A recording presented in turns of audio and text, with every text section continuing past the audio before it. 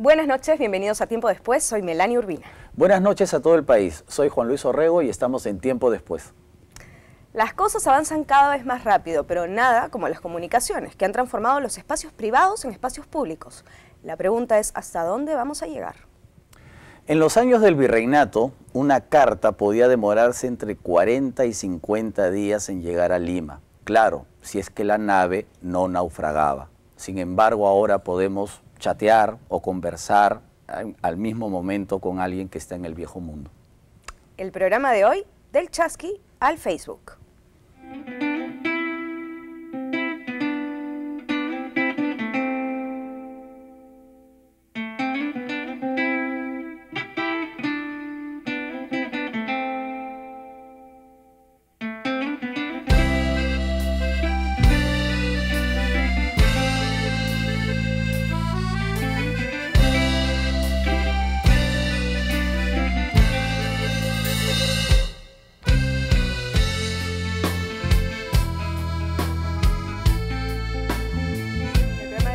Grandes invitados, como siempre. Me toca presentar a Julio Mateus, él es profesor de Comunicaciones de la Universidad de Lima. Bienvenido. Gracias. Nuestro otro invitado es Eduardo Villanueva Mancilla, colega de la Universidad Católica y profesor de Comunicaciones. Hola. Bueno, para arrancar el programa, si viajamos así al pasado, ¿cómo nos comunicábamos antes? Bueno, en la presentación habíamos dicho pues que los barcos que llegaban de Europa con la correspondencia demoraban 40, 50 días. Además, tenían que pasar por el estrecho de Magallanes, muchos se hundían allí y bueno, pues la gente vivía muchas veces en una incertidumbre en lo que sucedía en Europa, particularmente en España, ¿no? Ahora, en el Tahuantinsuyo sabemos la historia de los chasquis, de estos personajes muy singulares, ¿no? Que atravesaban todo el territorio del Tahuantinsuyo y cuentan las crónicas que el Inca podía comer pescado fresco del día en el Cusco, ¿no? Porque en Puerto Inca, que queda al sur, ¿no? Había todo un rosario de chasquis que podían llevar el pescado hasta la capital de los incas, hacían como postas, ¿no? Por eso deberíamos reivindicar a los chasquis en el sentido que el hombre andino tiene grandes cualidades para las carreras de fondo y quizás destacar en este tipo de deportes en las Olimpiadas, pero bueno, no nos vayamos tan lejos, Eduardo. Empezamos con la modernidad, ¿no? En el siglo XIX, el telégrafo, por ejemplo. ¿Cómo influye el telégrafo en el mundo y particularmente en el Perú cuando aparece en el siglo XIX? Es interesante ese tema porque el primer telégrafo, por así decirlo, es un telégrafo de luces que se inventa en Francia en el siglo XVIII y que es reemplazado por el telégrafo como lo conocemos, que es la primera utilización de electricidad de manera industrial, si se quiere, ¿no? Es decir, la idea de que las baterías podían generar suficiente electricidad como para enviar una señal a largas distancias, ¿no? Transforma significativamente el manejo primero de los ferrocarriles. Y esa es la parte fascinante, porque las líneas de telégrafo iban con los ferrocarriles. E incluso aquí en el Perú el telégrafo se monta a lo largo de la línea del ferrocarril central cuando se construye. Claro. Pero no me queda muy claro, ¿cómo funciona el telégrafo? O sea, el telégrafo es la forma más simplona de comunicación técnica que existe. Simplemente consiste en un circuito eléctrico que se abre y se cierra con un pulso. Tú abres el circuito, está abierto permanentemente, lo cierras, o sea, permites que pase la electricidad cuando bajas la palanquita, digamos, esa que hemos visto en las películas de los westerns, por ejemplo, ¿no? Entonces, hacer esto es cerrar el circuito y mandar un pulso eléctrico en una distancia determinada por un breve tiempo. ¿Qué significa un punto? Un punto. El pi, un poquito más largo, ya es la raya, y con eso entonces tú puedes hacer un alfabeto simbólico que te permite enviar señales dependiendo... Pero eran frases limitadas, digamos, ¿no? No necesariamente. El costo era relativamente alto por lo escaso del medio, es decir, había una línea, solamente podías mandar un mensaje a la vez. Entonces, y el que contestaba también, o sea, ahora, no es lo que dice Eduardo, tiene mucha razón, porque no es por casualidad que el primer telégrafo en el Perú fue el Lima-Callao, justamente para seguir la línea del ferrocarril en 1855, Pero 56. ¿no podía generar un diálogo, digamos, o sí? Es lo que llamaríamos un diálogo fuera de línea, o sea, yo hablo y el otro es sincrónico, pero no es simultáneo, ¿no? Entonces yo envío un mensaje, el otro envía otro mensaje. El problema es que el costo de envío era muy alto porque solamente podías enviar un mensaje a la vez. Claro. Entonces eso aumentaba digamos, el costo para cada mensaje individual. Lo que no quiere decir que el acto mismo fuera caro, ¿no? Sino era una cuestión casi de costo de oportunidad. Como solo puedes mandar uno a la vez, entonces quiere decir de que hay cola detrás tuyo. Claro. Y eso aumentaba los costos. Y por la limitación de medios disponibles había que jerarquizar la cantidad de información y la calidad de información que se enviaba. Pues. Claro, el Estado, por ejemplo, tenía prioridad en el manejo del telégrafo, ¿no? Y luego recuerdo cuando en el mismo siglo XIX empezaron a construirse los cables del telégrafo, pero en el mar, ¿no? Porque había que comunicar, por ejemplo, el Callao con Paita, el Callao con Islay, el Callao con Guayaquil, el Callao con Valparaíso. Teníamos cables, ¿no? O sea, ya, por ejemplo, antes de la Guerra del Pacífico, aquí en el Callao o desde Lima, tú podías mandar cables a Valparaíso, ¿no? Mira el caso, por ejemplo, en la inauguración de las Olimpiadas el viernes, ¿no? Uno de los personajes que se presentaba, que hacía la transición de la era pastoral a la era industrial, era Isambard Kingdom Brunel, ¿no? Que es un gran creador de infraestructura industrial en el Reino Unido, puentes, ferrocarriles, y su gran barco, el Great Western, así se llamaba, terminó siendo un barco que ponía cables submarinos. Claro. Esa fue su chamba. Cableaba. Cableaba, y fue el primer cable submarino de Irlanda a Nueva York.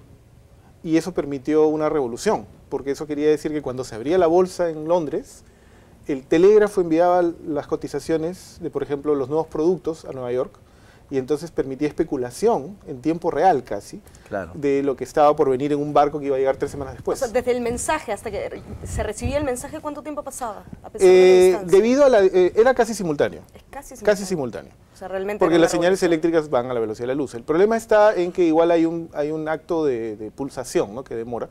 Y además el cable iba de Londres a Liverpool, de Liverpool a Belfast, de Belfast a no sé qué punto en Irlanda, de Irlanda hasta algún sitio de la costa este de los Estados Unidos y de ahí a Nueva York.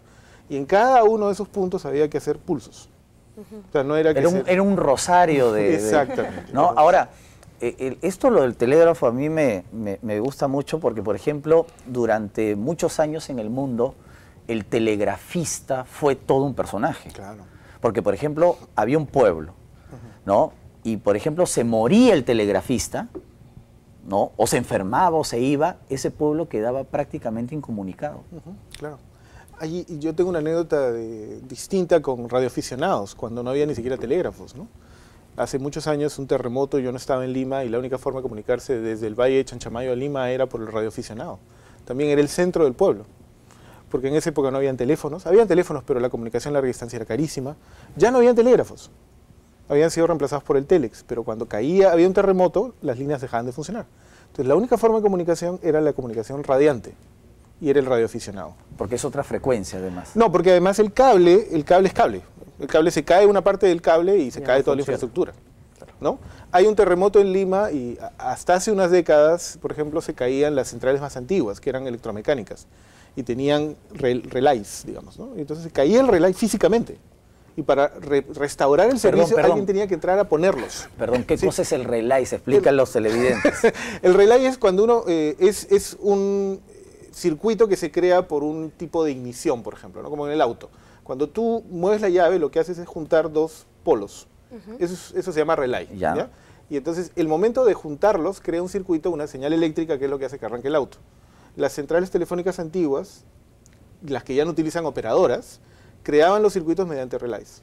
Pero al ser electromecánicos, o sea, al funcionar mecánicamente para generar un circuito eléctrico, requerían que alguien las ajustara. Y cada cierto tiempo un técnico tenía que ir y asegurarse que estuvieran bien puestos. Y cuando había un terremoto o un temblor, se caían. Claro. Físicamente. Entonces tenía que llegar alguien a ponerlos de nuevo. Mientras que las centrales modernas ya no tienen ese problema.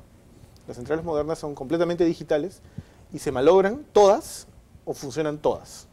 Esa es la gracia. Entonces, cuando se malogra una central digital, chao, todo se cae. Todo se cae. Claro. ¿No?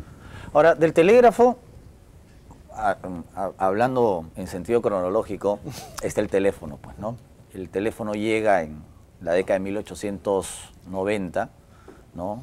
A Lima primero, luego a las principales ciudades de la costa, al Callao, lógicamente, y creo que la primera conversación fue durante el gobierno de Piérola, ¿no? Y empezaron a ponerse líneas telefónicas primero en Palacio de Gobierno, en las principales oficinas públicas, que eran 2 o 3, y poquísimas casas en realidad tenían teléfono, ¿no? ¿Cómo se complementa, Eduardo, el teléfono con el telégrafo? La idea es que es una suerte de evolución. ¿Ya? O sea, el telégrafo lo que hace es enviar una señal, un pulso eléctrico, crear un circuito. Para poder utilizar esa misma línea para hablar, tú necesitas modular la señal. ¿Qué quiere decir eso? Tienes que hacer que, en vez de hacer solo esto, comience a hacer pequeñas variaciones que se pueden convertir en sonido. Parecido a los viejos discos. ¿Recuerdan los viejos discos de acetato? Que tenían esos surcos chiquititos que según movían la aguja eran sonidos. La misma idea con el teléfono. Entonces es un paso adelante, porque implica un manejo mucho más fino de lo eléctrico, ¿no? Lo anterior era simplemente mandar un pulso, no importaba lo Toques. toques, ¿no? En este caso había que modular. Y además tenía que tener la capacidad de ida y vuelta, porque no podía ser yo hablo y luego, claro, no como la radio, sino tiene que ser simultáneo, ¿no? Entonces eso fue una evolución, si quieres una evolución tecnológica, mayor sofisticación. Entonces se necesita equipos más sofisticados y además para que funcione ya no podía ser simplemente punto a punto. El telégrafo era punto a punto. Es decir, yo ponía un telégrafo en Lima y otro en el Callao, y entonces mandaba los señales ahí. Pero si pongo 10 teléfonos en Lima, tengo que encontrar una manera de conectarlos. Claro. Entonces ya necesito una red. Y la red ya es otra inversión de dinero, ¿no? Ahora, pero también existía, hablando del telegrafista antes, existía la figura pues de la operadora. De la operadora. Claro. No, en general, quien ha controlado siempre los medios de comunicación ha tenido un espacio jerárquico importante en las sociedades, ¿no? Aquel que usaba el pututo para convocar, por ejemplo, las asambleas o para transmitir ciertos mensajes. Y lo que tú señalabas, quien recibía los primeros medios era el presidente de la República, en ciertas oficinas simplemente. Entonces había un tema de jerarquía vinculado al poder del control de los medios de comunicación. ¿Y cuándo el teléfono se vuelve más de uso público? La gente ya puede tener un teléfono. Es como todas estas tecnologías, hay una primera oleada de innovación que es muy cara. Luego hay una que está reservada, por ejemplo, al funcionario público, a las empresas, luego a los ricos, y luego llega un punto en donde se vuelve relativamente asequible a todos, que en el Perú en realidad es a mediados de los 90. ¿no? Sí, lamentablemente es así. Lamentablemente, ¿no? Porque en los 70s, 80s sí, tú podías esperar 10 años, 15 años para un teléfono. ¿no? O sea, y cuando te llegaba encima claro, tenías que pagar un montón de plata. Cuando instalaron teléfono en mi casa, llegaron un día a instalarlo en los años 80 y hicieron fiestas, seguro. No, es que además nadie se acordaba cuándo se había pedido el teléfono. Claro. Se había pedido en los 70s cuando nos habíamos mudado, pero exactamente cuándo no. Entonces habían pasado fácil 12 años. Desde que pedimos el teléfono hasta que lo pusieron. Pues estaban los aparatos, pero demoraba en llegar la línea, porque uno podía comprar eventualmente el aparato, pero sin línea. No había línea, ¿no? En cambio ahora en el Perú el teléfono fijo es en las ciudades grandes. Es relativamente fácil de acceder, ¿no? Es algo fácil de acceder. ¿Y qué cambio genera finalmente el poder usar un teléfono en el día a día de la gente? Yo no me imagino, por ejemplo, cómo hacían los adolescentes hace 80 años para ponerse de acuerdo, ¿no? Claro. ¿Qué vamos a hacer el sábado? Hay que coordinarlo el sábado anterior, ¿no? Bueno, las ciudades eran más pequeñas y había formas de comunicarte, ¿no? Pero efectivamente, hasta los años, por ejemplo, hubo una relativa expansión de la línea de telefonía en el Perú en los años 20, en la época de Leguía, se hizo un esfuerzo, pero como luego, además, como las comunicaciones siempre fueron vistas como algo, entre comillas, estratégico, el Estado intervenía y muchas veces eso impedía la expansión o inhibía la inversión para ampliar, digamos, el servicio. Pero también ¿no? siempre han sido un signo de modernidad y de progreso, ¿no? El hecho de tener o adquirir equipos de estas características suponía que las sociedades estuvieran llegando a niveles de progreso más avanzados. Y bueno, y con eso nos vamos a la primera pausa, pero ya regresamos.